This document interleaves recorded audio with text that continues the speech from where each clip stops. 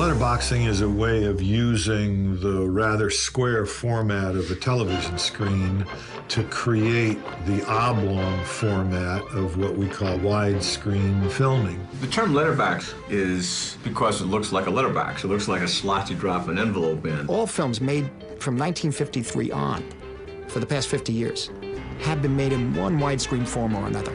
Whether it's just normal widescreen or the 70mm or CinemaScope or Panavision. There are many things that go into the making of a movie.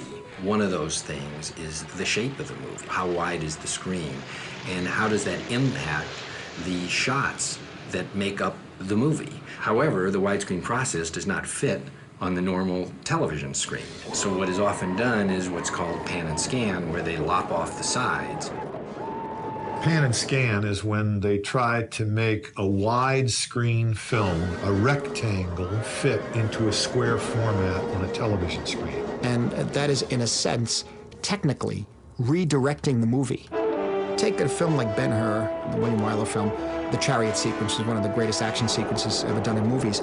Ben-Hur is driving 4 horses. Very often you'll find that there'll only be 2 in the frame. You lose the effect of all the stunt work in that sequence, which is one of the great climactic sequences in all of cinema. It's reduced to a confused blur. I get the heebie-jeebies thinking about Ben-Hur panned and scanned. It isn't Ben-Hur, it becomes a whole movie. Images collectively add up to something.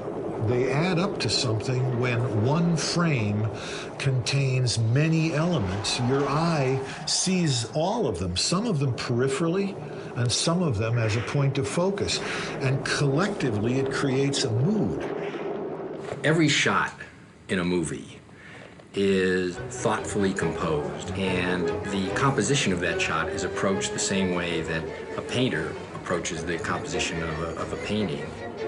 And when a technician takes a completed movie and pans and scans, he's moving the camera defensively rather than artistically, and violating all the creativity that went into composing that shot. If you pan and scan Lawrence of Arabia, you lose the desert.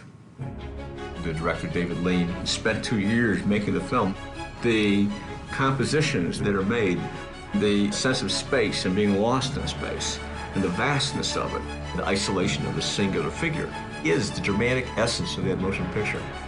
And when you look through the camera, you know that this size communicates and this size doesn't. And so Lean shows a size that communicates. Now, when you pirate the section out of it that's just the center, you're not getting the experience.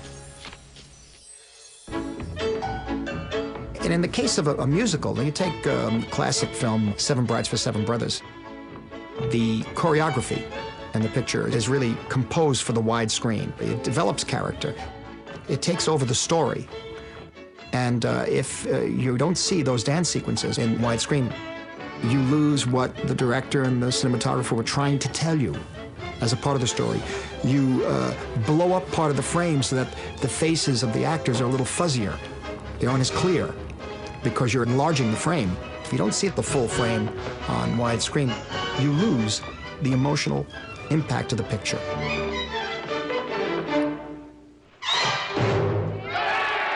Imagine The Last Supper, let's say, to take an obvious example. Do you care if you see 6 disciples or 12 disciples? You know, you're still seeing Jesus in the middle, but you wouldn't be seeing 6 of the disciples and how they react. Well, that, in fact, is what happens with pan and scan. A nice day invented champagne. It's plain as it can be. They thought of you and me. Without seeing the full frame, you're not getting the whole story. You're not getting all the information. Become used to those black bars on top and bottom, and please remember that you're seeing the entire picture. Since the world began, you're seeing the entire story. has ever been as happy as we are tonight.